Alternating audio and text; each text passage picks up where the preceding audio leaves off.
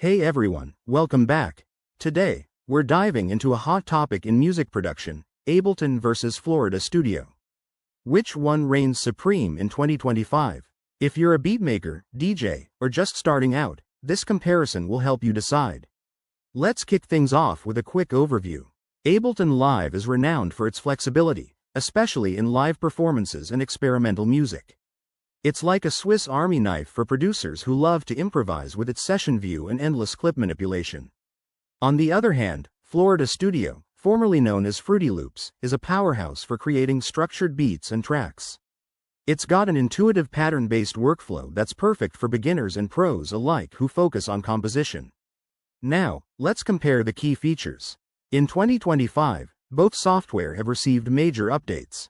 Ableton boasts enhanced AI-driven sound design and seamless integration with virtual reality for immersive sessions, making it ideal for innovative artists. Florida Studio, meanwhile, shines with its rock-solid stability, unlimited undo history, and a vast library of plugins, plus new mobile syncing features that let you work on the go.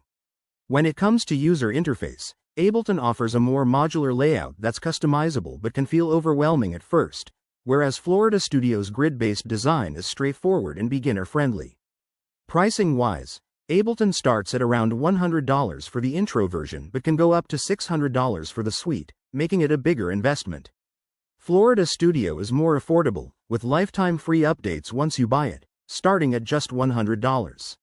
So, for budget-conscious creators, Florida Studio edges ahead. But which one is better overall?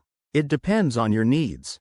If you're into live electronic music or need advanced MIDI capabilities, go with Ableton. For pop, hip-hop, or EDM producers who want ease and speed, Florida Studio is your best bet. In 2025, both are top tier, but I'd recommend Ableton for versatile pros and Florida Studio for efficient workflows. Thanks for watching. Hit that like button if this helped, and subscribe for more music tech tips. What's your go-to DAW? Let me know in the comments.